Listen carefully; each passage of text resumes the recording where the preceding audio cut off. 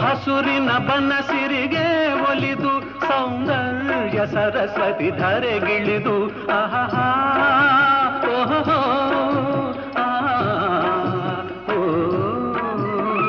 ಹರಿಯುವ ನದಿಯಲ್ಲಿ ಈಜಾಡಿ ಹೂಬನದಲ್ಲಿ ನಲಿಯುತ ಓಲಾಡಿ